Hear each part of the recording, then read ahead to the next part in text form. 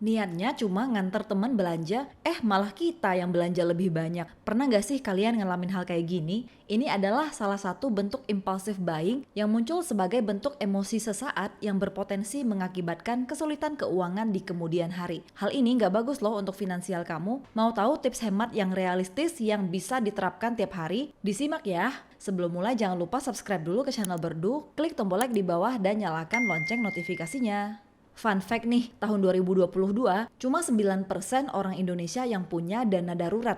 Artinya lebih dari 90% orang Indonesia tidak akan siap kalau ada keadaan darurat, misalnya seperti pandemi atau terkena PHK. Kamu udah punya dana darurat belum? Coba ikuti tips-tips ini supaya bisa lebih hemat dan dananya bisa ditabung untuk dana darurat atau investasi masa depan. Tips pertama, jangan fokus ke diskon. Diskon nggak bikin kamu jadi hemat, tapi justru makin boros. Niatnya mau beli apa, tapi karena diskon jadinya malah borong. Dan setelah sampai rumah kita baru sadar kalau barang yang kita beli ternyata juga nggak butuh-butuh banget. Jadi mulai kurangin ya kebiasaan ini. Jangan terburu-buru. Waktu ngelihat iklan di sosial media atau lagi pengen beli sesuatu, jangan langsung dibeli. Coba kamu tunggu dulu berapa hari sampai 1 minggu. Kalau kamu udah lupa sama barang itu, berarti kamu nggak bener-bener butuh barangnya. Jangan belanja saat lapar. Pernah denger dong istilah lapar mata? Dalam keadaan lapar, otak akan cenderung lebih fokus untuk segera memenuhi kebutuhan yaitu makanan. Maka kamu jadi tergoda untuk membeli lebih banyak cemilan daripada barang yang sebenarnya kamu butuhin. Jangan beli barang murah atau yang tidak berkualitas. Ada harga, ada kualitas. Barang mahal berkualitas yang bisa dipakai bertahun-tahun justru akan lebih hemat dibanding kamu beli barang murah tapi tiap bulan harus ganti. Selain awet, barang yang berkualitas itu juga akan memberikan kenyamanan, fungsi, dan keamanan yang lebih bagus juga.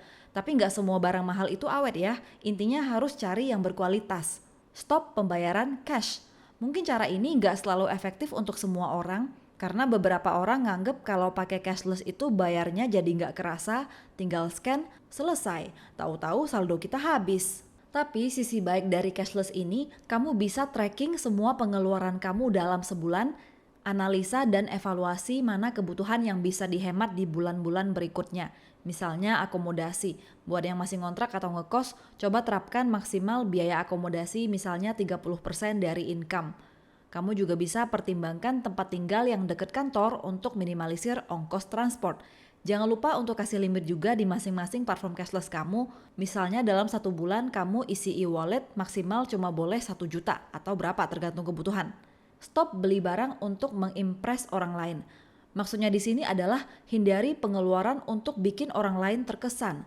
Insecure, gengsi, FOMO, itu semua sifat umum yang sulit dihilangkan nih, apalagi untuk kaum Gen Z. Biasanya kita akan spend money untuk mengimpress atau buktiin ke orang lain kalau kita juga mampu loh ngikutin lifestyle orang-orang.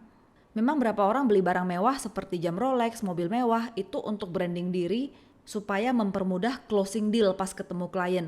Tapi coba pikir lagi, barang yang kamu mau beli itu apa bisa ngasilin keuntungan atau malah ngerugiin tabungan kamu? Atau cuma pengen dibilang keren sama orang buat ngimpress orang lain? Kalau iya, mending tunda dulu dan uangnya bisa buat investasi jangka panjang. Pengeluaran lebih besar dari pemasukan.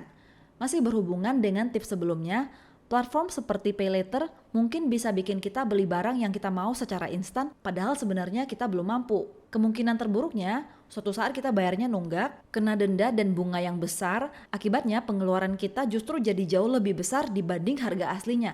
Jadi pertimbangin lagi ya. Terus saatnya kamu bilang no. Sebagai orang yang gak enakan pasti relate banget nih. Diajak temen nongkrong, traveling, staycation, terpaksa mau karena ngerasa gak enak. Padahal kondisi keuangan kamu mungkin lagi gak oke.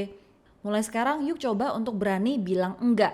Temen yang baik itu pasti support kok. Bahkan hal ini bisa jadi filter kamu untuk membedakan mana yang benar-benar teman dan mana yang enggak. Last but not least, bangun pagi. Mungkin hal ini nggak berhubungan langsung dengan keuangan, tapi studi membuktikan hampir 2 dari 3 CEO sukses punya kebiasaan bangun pagi. Termasuk CEO Apple, Tim Cook, Bill Gates, Elon Musk, dan banyak miliarder dunia. Alasannya adalah pertama, produktivitas. Bangun pagi bikin kita lebih produktif dan mood lebih semangat untuk menjalani aktivitas atau kerjaan kita lebih awal. Kedua, memungkinkan kita untuk berpikir lebih kreatif dan inovatif. Ketiga, kebiasaan bangun pagi itu bagus untuk metabolisme tubuh yang penting banget untuk kesehatan.